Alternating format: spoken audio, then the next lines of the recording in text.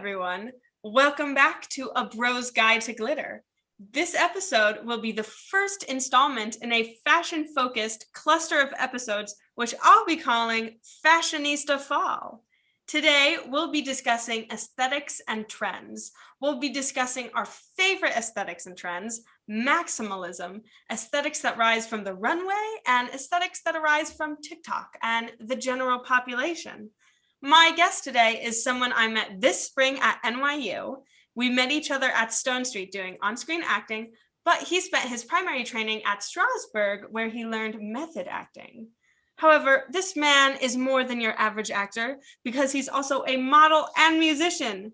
His new song, Out Without, featuring Delilah, is available on October 28th on iTunes and Spotify. Yes, you've guessed it. I am speaking with the one and only Sean Leach. Welcome, Sean. Oh my God, thank you for that introduction. Hi, guys. So excited to be talking to you today. Welcome to the podcast. Thank you for having me. Of course, of course. So tell the listeners more about your music, acting work, and other artistic endeavors. Yeah, so... I wasn't expecting that question. What?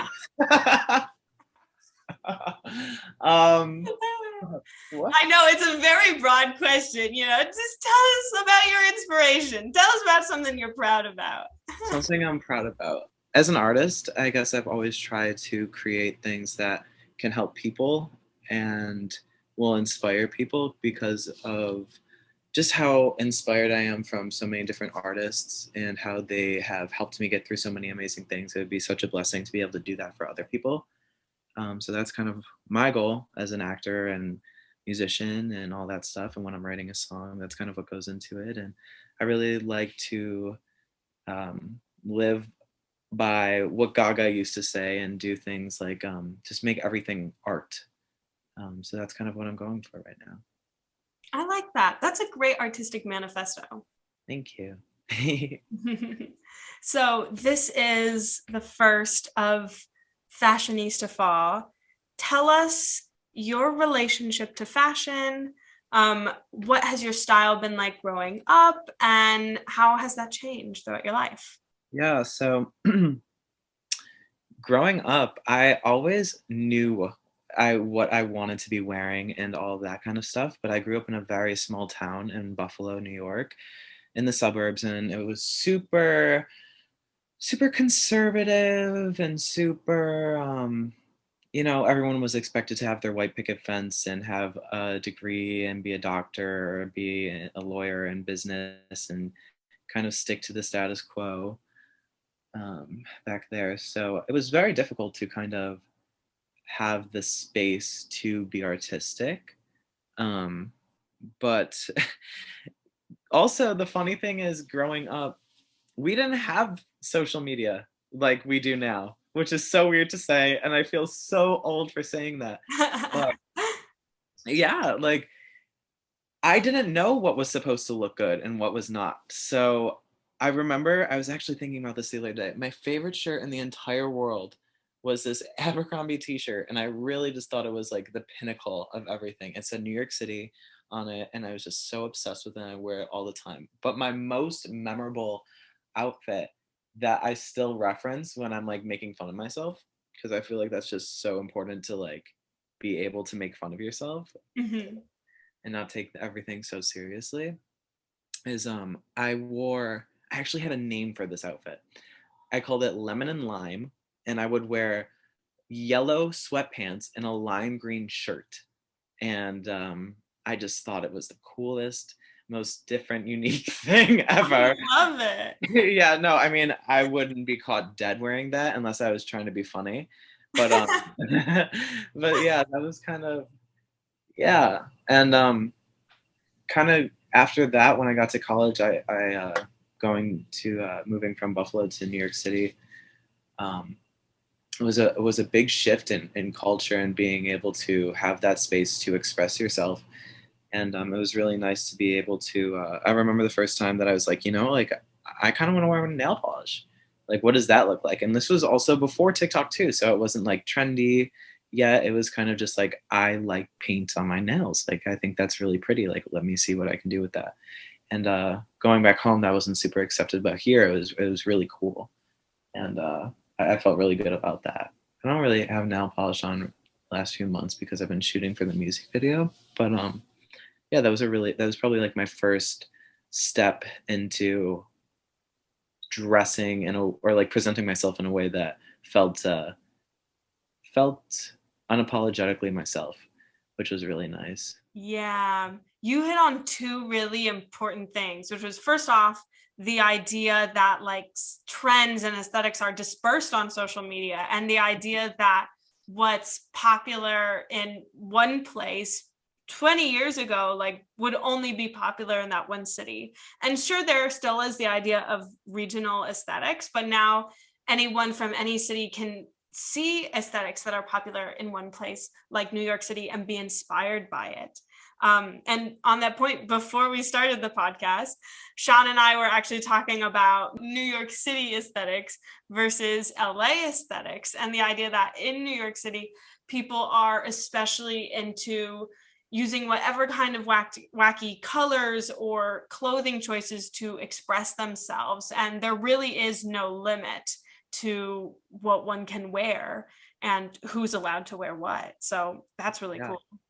It's super cool. Like, I have worn probably anything imaginable in the city. I mean, nothing insane, but I've worn furs and I've experimented with that kind of stuff. Obviously, Mhm. big guys don't come for my pita, lol.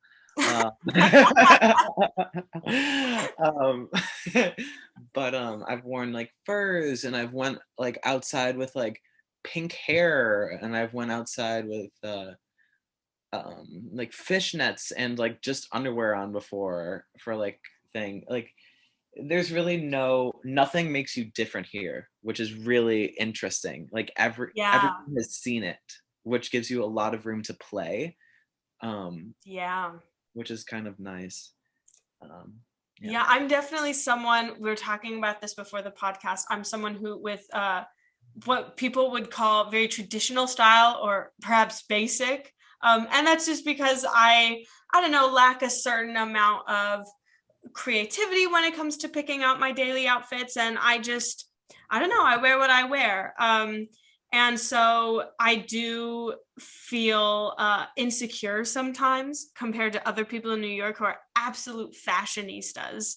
You know, like, dang, I wish I could have, for example, Sean and I's friend, Juliette Auguste, shout out to her, always had the most rockin' outfits in class every single day, would just show up to class at 10 a.m. in like the most runway ready. They were so good. This one time, Juliet literally wore a bunny hat. Like, it wasn't like a hat. It was like a strapped on like fur thing around their face, and like it had this ears, and it was just like the most outrageous thing ever. But they wore it because she wanted to, And it and was an absolute fit. no, it was when I was like, how did you make this work? Yeah. Like, it worked, and I couldn't imagine the outfit because I think I there was like a white sweater and some creams, Yeah. and it was just all really cohesive and really eccentric with like the jewelry layering and all that stuff. And I was just so floored that it just worked. Yeah. And she had those like I think they're called filas, like the Mhm. stompers. And Yeah, that added to the whole like aesthetic with like the white, but then totally. also the little bit of like the heel in the sneakers. Yeah, it was the most eclectic thing you've ever seen, but it worked so well. But also, when you're doing something like that, I've started to low-key style people, Mm. and I've noticed that I could put someone in. Okay, this is gonna sound really conceited, but I'm just gonna say it. Okay, like, I could put you in the same outfit that I'm wearing, but you couldn't possibly not pull it off. You have to be pulling off the clothes. The clothes cannot do all the work. If you're not like supporting them, then they're nothing, and Yeah, they're gonna drown you. that's a very good point. Yeah. Because I do think when I have tried to go out of the way to like do something new or different, it's like because it's new or different, I feel like I have to I am kind of like mellow in it and still trying to figure it out. So I can't like serve. But when I'm in like ripped high waist jeans and a crop top, well, the crop top and jeans, it's two pieces of clothes. Like you could get it anywhere, but it's like, I'm used to that. So it's like, I'm able to serve in what I'm used to.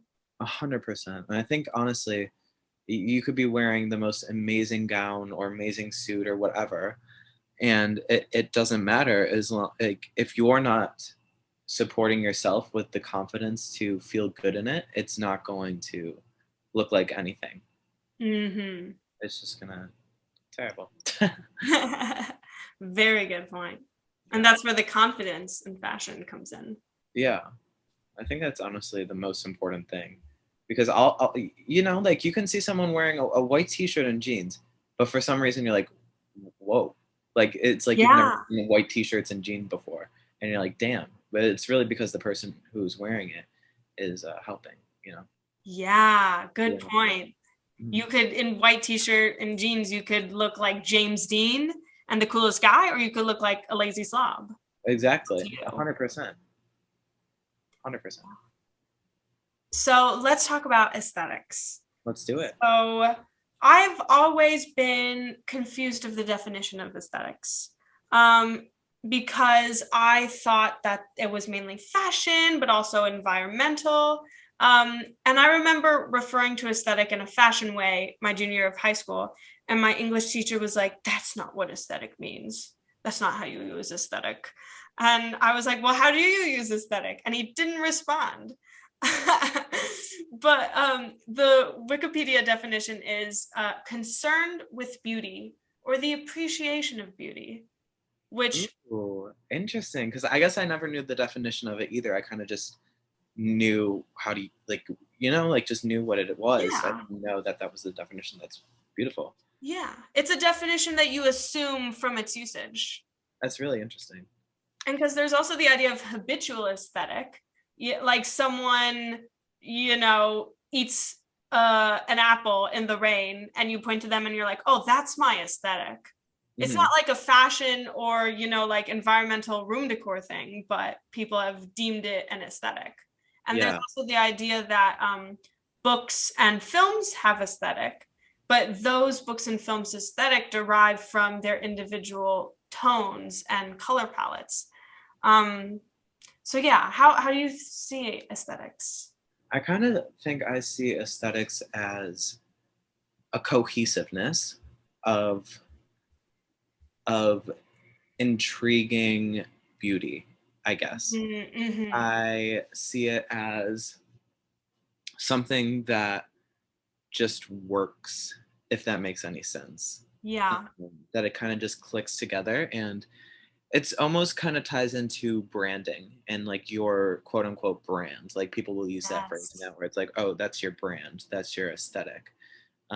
So you could have like, it's almost like an expansion on like not, it could be like, I don't want to say stereotypes because like I don't think that's necessarily correct, but like, you know, like an emo aesthetic, like that's, Yeah. there's that, or like the sad boy aesthetic, or the girl next door aesthetic, things like that, where it's like just this cohesive understanding of what something is.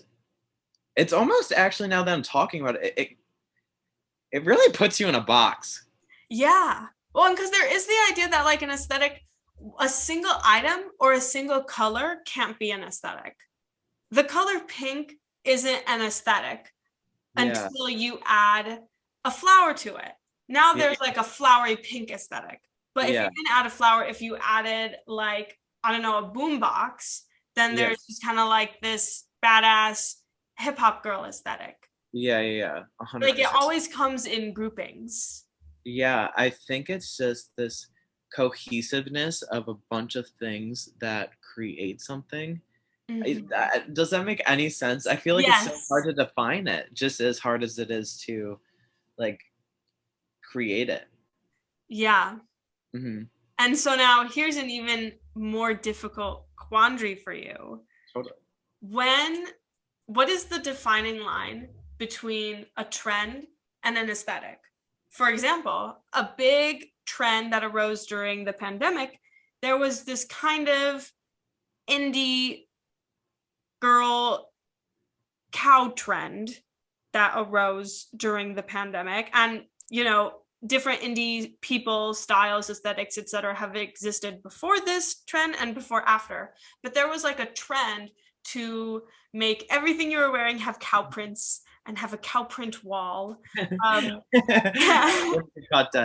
Wouldn't be caught dead with that. Kill that Yeah. right now, guys. Because it was like the biggest thing. And then 4 months later, which, during the pandemic, there were all these micro trends because we were inside. So we quickly got obsessed and then quickly moved on. 4 months after the cow paint wall micro trend, it's blasé. Yeah. And there's some aesthetics that are trends that end up staying. For example, cottagecore was a huge trend during the pandemic, and that's still an aesthetic. It was an aesthetic beforehand, it was an aesthetic after, it just stayed. But the cow print trend did not stay. So how would you define the difference between an aesthetic and a trend? Okay. Also, I just want to kind of say this up front. These are always going to be strictly my opinions, but I will back it up with the fact that I have obsessed and put in the work to understand trends and forecasts. And I mean, not forecasts, I mean like trend forecasting, LOL. Mm-hmm. But like trends. Weather forecast, the rain. The space sunglasses are in, but they are slowly moving out. Oh God.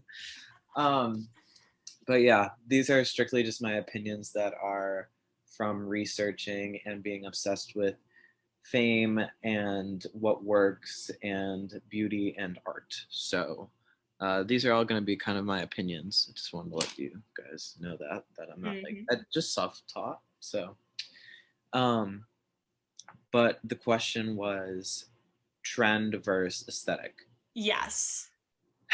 So this is a very interesting thing. I guess I would think of a trend as a short time thing. A trend is going to be something that has the potential to grow into an aesthetic. So I feel like all aesthetics were a trend at one point, but not all trends become aesthetics. So like, let's say a big aesthetic that came back during the pandemic was that like Y2K, like late 90s, that energy, which is still extremely popular with the baggy pants, like skinny jeans out, like all that stuff.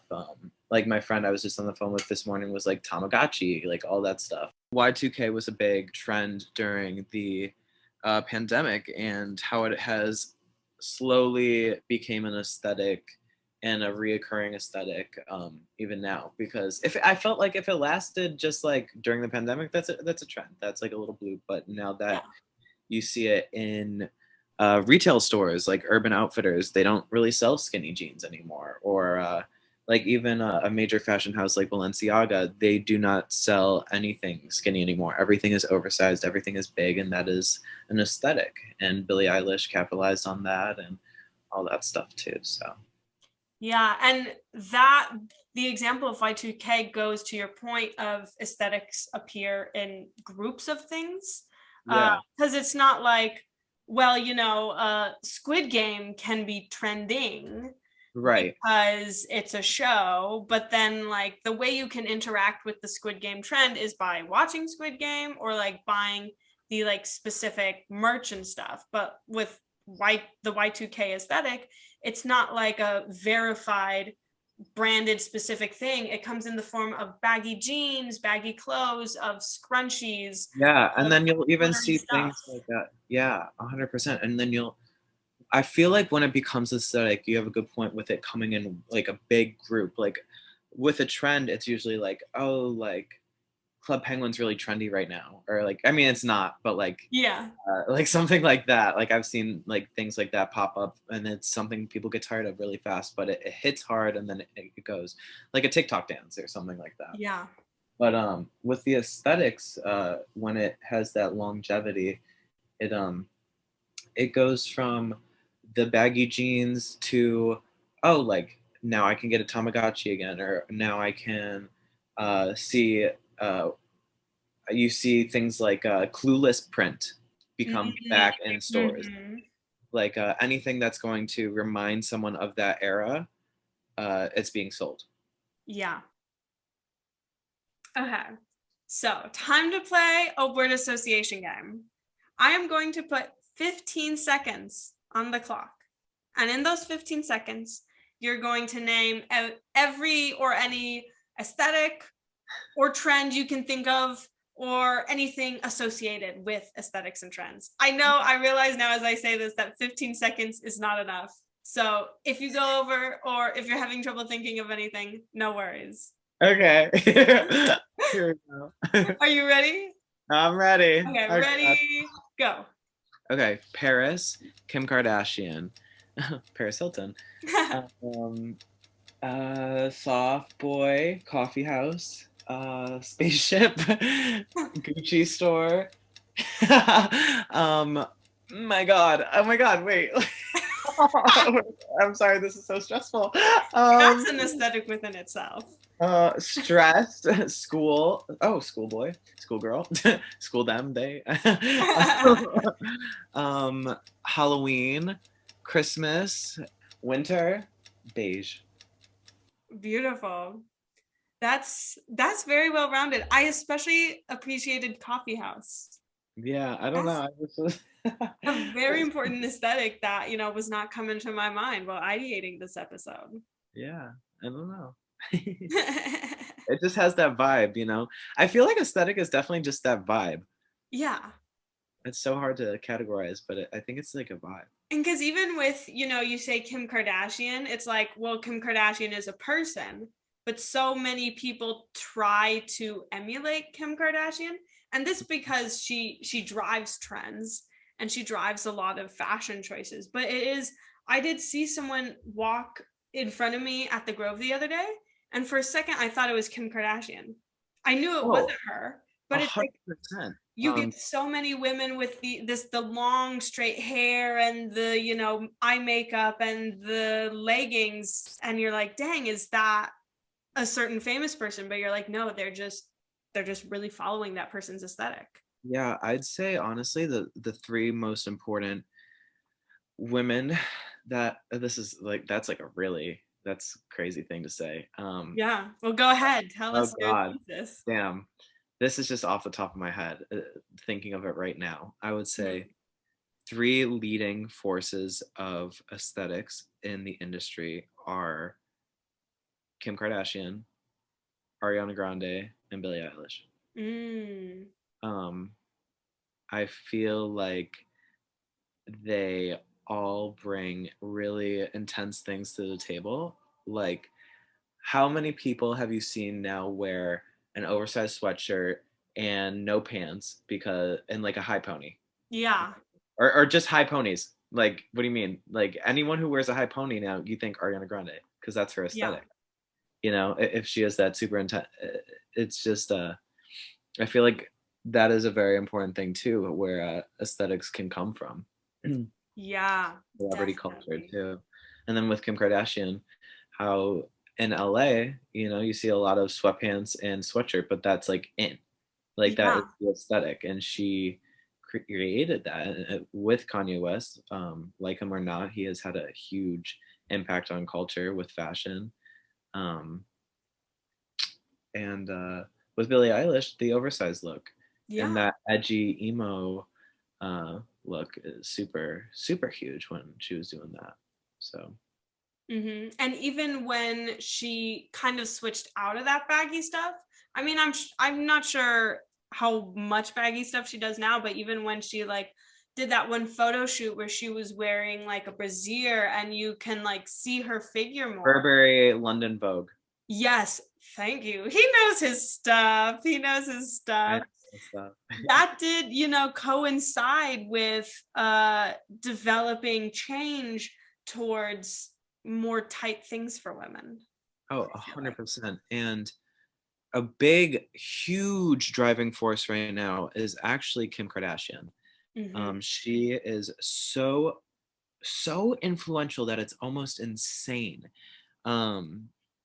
With her with her aesthetic right now, it is very Balenciaga driven, and you have seen that come through in every possible way. In New York City, anyone who is trying to be like any kind of thing in that kind of social media entertainment area is wearing the sunglasses that she's wearing, or is Yeah. wearing those space sunglasses. I'm sure you see it a lot in LA. Those Mhm. funky looking different, not just like anything that's not classic looking sunglass, like Yeah. sunglass, I mean. So I think that's really crazy. Yeah, I do have like 4 different pairs of sunglasses just from, being raised in California. I've been given them for Christmas, rotated between them, and they never seem to break. But I do want the, like chunky movie star sunglasses. But I 100%. feel bad asking for them when I already have so many sunglasses. You can never have too many sunglasses. I feel like sunglasses is a mask, and you get to be who you want behind them. It's amazing. So, how would you define your own aesthetics? Oh, wow. That's a really interesting question. I feel like I have been so influenced by women in my life. I didn't have strong male role models in my life, so I've always looked up to women and stuff like that. So I feel like a lot of my inspiration and in creating my own branding and my own aesthetic has come from women. And I think what makes me different is that I like to be masculine as well. So playing with that and making it my own, you even like hear it in my voice. Like a lot of I've never tried to emulate a man in my voice other than Frank Sinatra, which super, uh, super influential to me. But the way I taught myself how to sing, other than voice lessons, but in the beginning, is listening to these women role models and like figuring out how they do that. And I think from that feminine inspiration with clothing or anything like that has let me create my own aesthetic that works for me. And back to my point earlier, where I've said something like, you could put someone in the clothes that I'm wearing, but they cannot, like, they might not pull it off as well as I do. Yeah. It's because I've worked so hard on creating my own aesthetic, and it works for me. um, it's very inspired by a lot of things, and it's very similar to a lot of other things, but I do it differently. Yeah. I get what you're saying about like so many inspirations, but it still feels unique to you. Yeah. Because I am someone who, I mean, I think that I have an internal aesthetic versus an external aesthetic. My internal aesthetic is very pink and feminine and fairy tale like. My room, not my room currently since I'm only in this dorm for this semester, but my room in New York and my room at home in San Francisco are both very pink. And I purposefully chose to include a lot of floral patterns and a lot of like bright pink things. And so I really like being in that type of environment. And I've actually talked before on this podcast about the idea that I wish that I wore more pink and purple. But the reality is, I just have a lot more like black shirts and fall tones. And that's great still. But even still, like, I wouldn't define my clothing aesthetic by a certain color. It's mainly in the idea that I often wear like high-waisted pants and then a crop top in the summertime. And then in the winter, very like kind of like studious looking bookish sweaters. Hmm. I think in the fall, I dress like I'm a New York student and an academic. And then in the summer, I fully embrace the here I am with a crop tank top and linen pants. But that's also totally the um like I don't want to say ideal, but that's completely the aesthetic associated with those seasons, Seasons. Mm-hmm. Summer is the time to be free and wild and young and fun, and fall is very much so cozy and, yeah, just cozy. Yeah, very much so. Do you feel like there are any aesthetics that inspire your art, or any aesthetics you look at where you're like, dang, I love that aesthetic, but you don't necessarily feel like it's your own? Interesting. I feel like the biggest aesthetic that has influenced me would definitely be pop, just pop culture in general. I would say my obsession with music has led me to find the love that I have for the aesthetics that the artists create, and like looking into that. And I feel like that is basically like where all my shit comes from, is looking at people that you are inspired by and just want to be them, and then you get to play around with so much because you just love and are inspired by so much that you get to create your own thing, and then you get to try it on and see if it fits you. Like, does this work? Do I like this? Do I feel like myself like this? Mm-hmm. And that's definitely a process, and your aesthetic can always change, but Yeah. like, the humans are always growing and changing and aren't meant to be put in a box. An aesthetic is simply something that can grow with you too. Um, but yeah, I definitely say pop culture is like my biggest inspiration with my aesthetic, whether it's from the idea of pop culture and the history of it. I think that would probably be Mm-hmm. my biggest inspiration, is the idea of it and what it encompasses. Mm-hmm. It's like old Hollywood one day, uh, Justin Bieber, Ariana Grande, Billie Eilish, Lady Gaga music video the next day. Yeah. I see all of those aesthetics in you, in what you do. Thank you. Yeah, I feel like I'm still trying to align my dream aesthetics with my actual life. And I think especially to a lot of what I love aesthetically is like historical. I've always been a fan of like the Regency romance novels, like Jane Austen. I did Christmas Carol when I was in So middle how does that school. make you feel? Well, Like, that's the when do thing. you think of that? Because I see those costumes and those like old timey photos and those shows, and I feel so happy. Right. So Like, now how could you encompass that into your aesthetic, hmm. I think that's like a crazy, like, important thing. So like currently I'm wearing a going back to my like Hollywood, old Hollywood aesthetic that I like sometimes like to try on. I am wearing a white t-shirt with a picture of Kim Kardashian impersonating Marilyn Monroe, and it Hmm. kind of just lines up with all of it.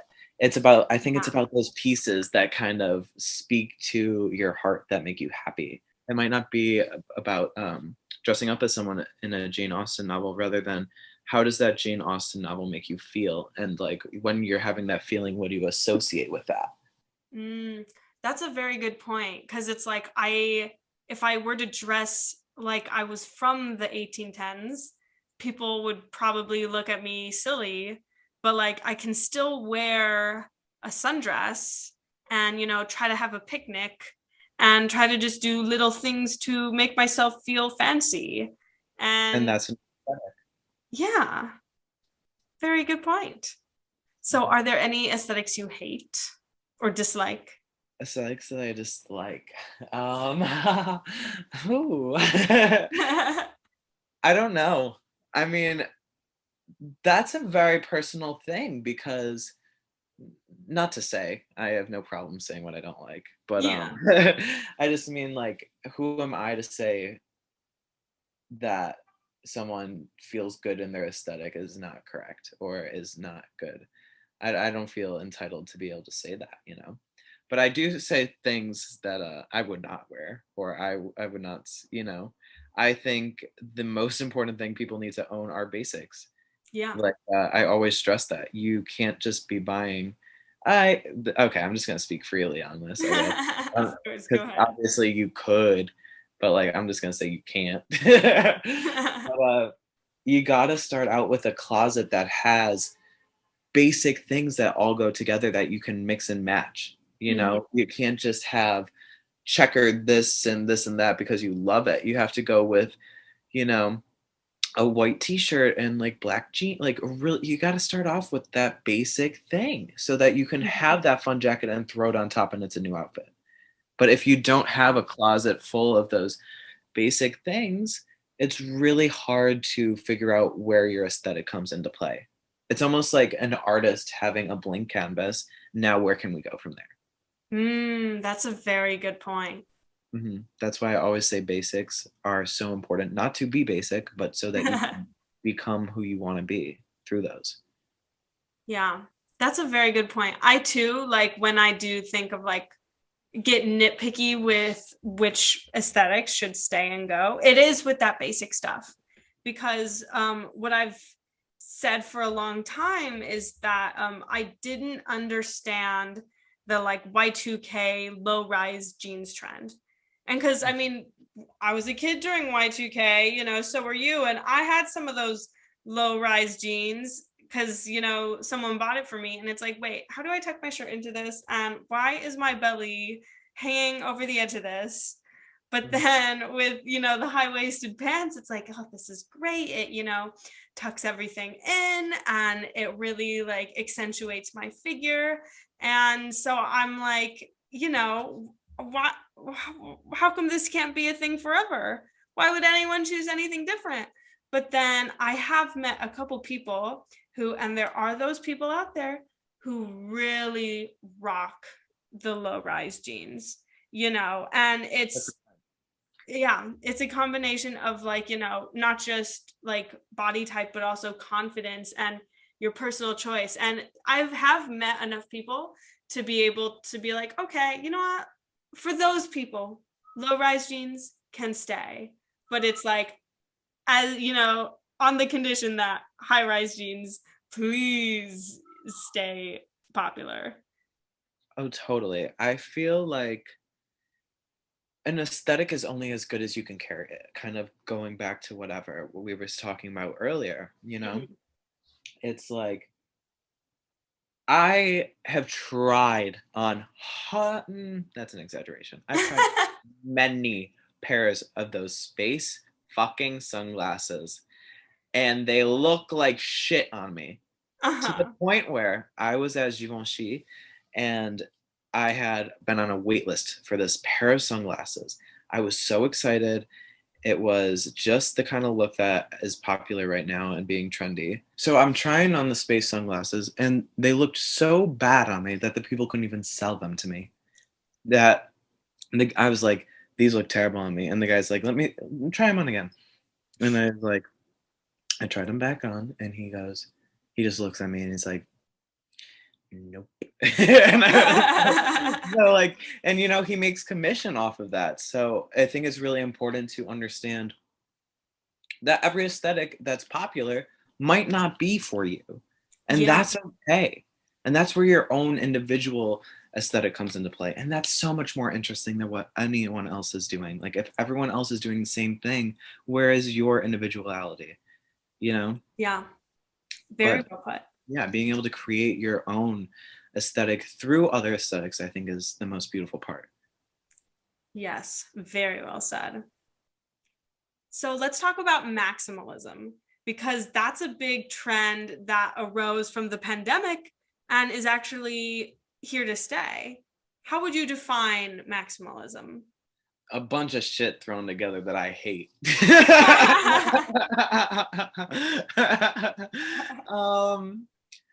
I feel like it is very hard to do well. Very well said. Yeah. In my opinion.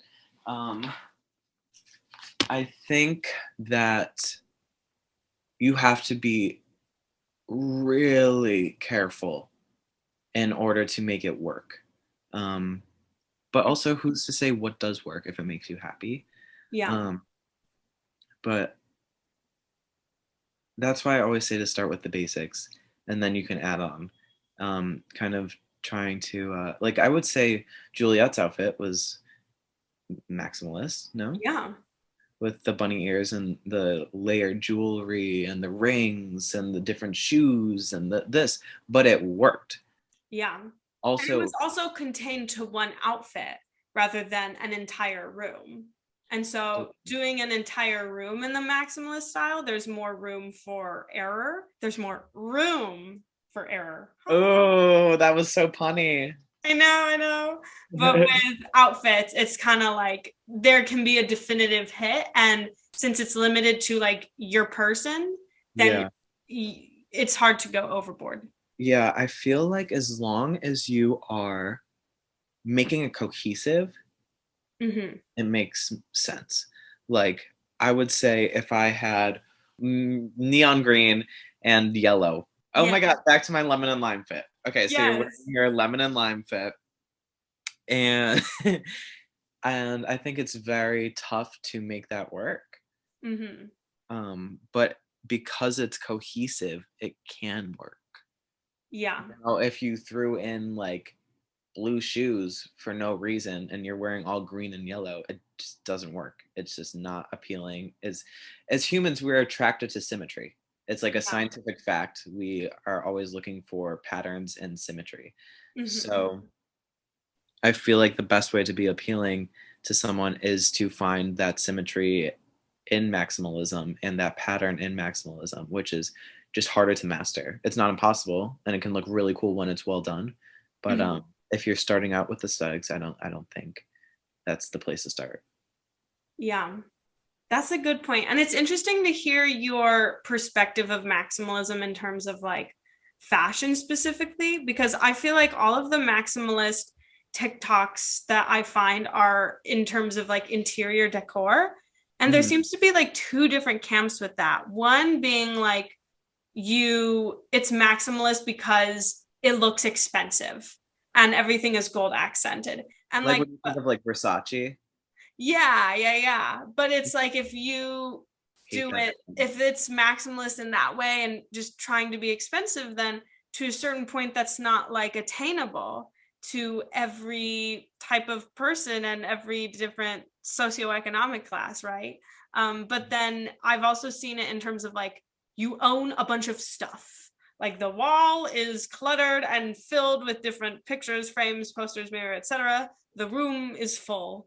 And I do think that, like, you know, for example, I'm looking around my dorm, and obviously because I'm here one semester, I haven't, you know, tried to over decorate it too much, but it's like still I have stuff. I have little decorations, I have my books, I have my sunscreen on my counter. And I think there's the idea that like people just naturally accumulate stuff, or like you need stuff because you need to put your makeup and your, you know, earrings on your desk. Totally. I think that's a big difference. Like if you're just wearing stuff or you're just putting stuff up and you're looking at that as like this maximalist amazing thing, it's not thought out. But if you make it intentional, I think that is when it can actually come to play and actually be something beautiful. So like that expensive thing, like that Versace aesthetic, it's overwhelming, but it works. I think it's just the difference of like wearing stuff and accumulating stuff versus having it be intentional and thought out and have a through line. Like you're not gonna read a book that's just a bunch of random stuff happening. You know, it's gonna be a lot different unless it's so much more rewarding when there's a through line to something. When you get, even if it's like a bunch of different random stuff happening, but it's like, oh, this was all connected through this event. You know, this all happened because of that. You know, it's so much more rewarding than like, oh yeah, it's just a bunch of random stuff that's going on. Yeah, very good point. Very good point. And there is an idea in terms of like the idea that maximalism came after minimalism. I think there's the idea that people got tired of an era of minimalism. I did see a TikTok of a young couple throwing a minimalist birthday party for their baby, where the balloons were brown and the cake was like just only white, and all of the decor was like brown cardboard, because they're like, we don't want our kid to be distracted by the color or overwhelmed, and we want it to be simple and aesthetic. And I was like, no, that's birthday parties are supposed to be fun and colorful. And I think that there is an extent where minimalism goes too far. And it's really nice to, clean out your life, do the Marie Kondo thing. But there is also an idea of like, okay, this color brings me joy, this item brings me joy, this shirt brings me joy. So how can I positively enhance my surroundings that will engage me and make me feel comfortable? 100%. I feel like your childhood, like I feel like a childhood bedroom supposed to be maximalist.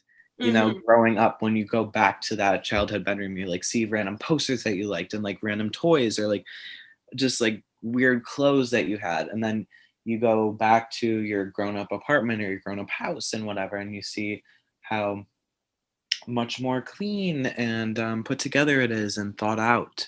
And I feel like that's a big difference too. Yeah, very good point. I don't So know, maybe it's an age thing. I don't really know. But I do know minimalism is super big. I love it. mm, I think it's amazing. I think it's unrealistic. I think they're both unrealistic. I think they're both opposite ends of the spectrum, and real life happens in the middle. yeah, Either one can be portrayed on Instagram or social media, which is how everyone sees everyone else's life nowadays. But it's not realistic to only have white furniture with white stuff and like everything cohesive like that, because life is messy. Life isn't an aesthetic. yeah. Well, and because even like because I have to get my new dishes, get new like dishware and stuff for the kitchen and the bathroom next spring when I get my own apartment. And I've seen people's apartments where it's like they have these gorgeous like matching dish sets and matching, silverware, spatulas, pans, etc., matching like kind of bathroom containers. And it's all like clean and aesthetic and works really well for them. And that's super cute. But to get all of those matching dishes, cups, saucers, etc., that means you have to buy them as a pack. But buying that as a pack, that's expensive. It's a lot easier to, buy one or two dishes and then wait till your next paycheck and then get another few dishes. And then, oops, maybe, someone moves into your apartment. So they bring their dishes over or you need to go out and buy new dishes because you have to be able to host more people. And so it's just easier to accumulate all that stuff over time rather than buy matching sets and plan your entire aesthetic and furniture all at 100%. once. Like I love when a home is a home because of that. Because it's Yeah. mixed matched and messy and doesn't make sense. I love that. Like that feels like home, Mm-hmm, you mm-hmm. know? And but I hate when someone does that intentionally. Like Yeah. if like I hate, not dislike, hate. People, when people do things because it's quirky and they want to be quirky. I don't Yeah. like that. I think it's cheap and tacky. But it's so funny because if it's unintentional, it Yeah. just works. And I love that. And it feels like home, which is the opposite feeling of if it was an intentional mix match, like weird thing. Cause like, why would you do that? Like, because you Yeah. want to be different. Like, like I get that, but Mm-hmm. like everyone should be different, but different because it's authentic versus different because they want to just be different. Like Yeah. I feel like it comes from knowing who you are and figuring out what you like, which is Well, where maximalism can really come into play. yeah.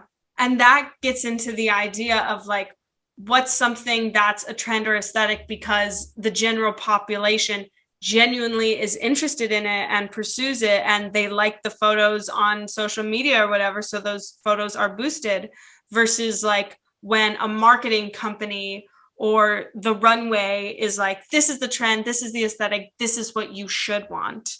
And so then people try to adhere to those trends versus just doing something because they like it. 100%. I feel like authenticity is pretty much the most crucial role into making anything work. So this now brings us to our final segment of the episode. Convince Chad.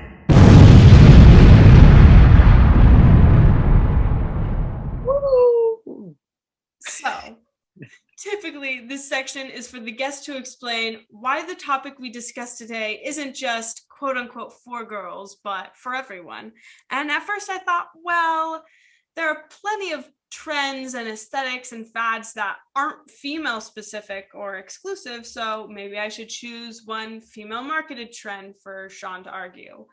But then I was looking up trends and aesthetics and saw this odd Quora post talking about trends where this man insisted that women easily give into fashion trends and fads because they're automatons and were bred to not be as capable of making individual decisions, whereas men are morally and intellectually stronger and can resist fads.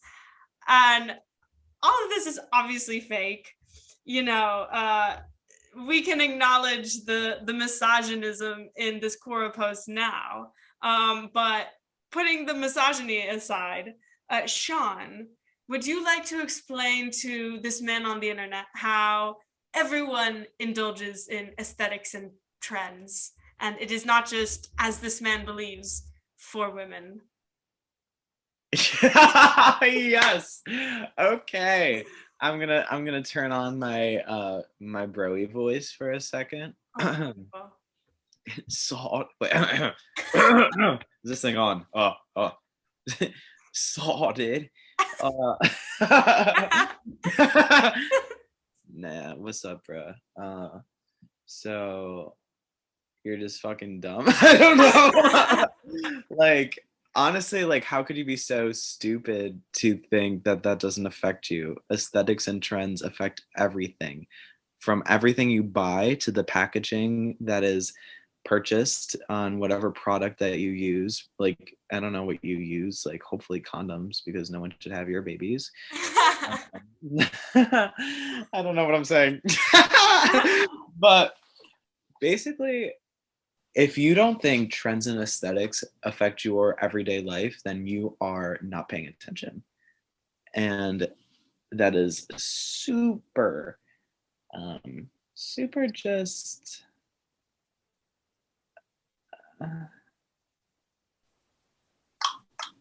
I'm trying to think of that word. What's it? Naive. Yeah, I guess so. What's the other word? That's ignorant. Like ignorant. Thank you. Oh my god. That is just extremely ignorant to not think that that's going to affect you. So I don't know. It's in everything that we do, and it's in every way that is defining of yourself. And just because you have a shitty aesthetic doesn't mean you don't have one. Chad. I think that's a pretty convincing argument. Yeah. I don't know. Yeah. I mean, like, literally, like a sports aesthetic, anything like that. Like, those are all things. A sports aesthetic, a gym rat aesthetic doesn't mean it's good or trendy. But it's definitely an aesthetic. But it's there. It's existent. Yeah. And everything we do. Well, Sean, this was a lovely discussion with you today. Thank you so much for taking time out of your very busy schedule to hop on this podcast and, talk today. Of course. Thank you so much for inviting me. This has been such a pleasure, and I'm so glad that I got to talk to you about this. Yes, thank you. And, until next time, everyone else, keep it real. Have a great evening.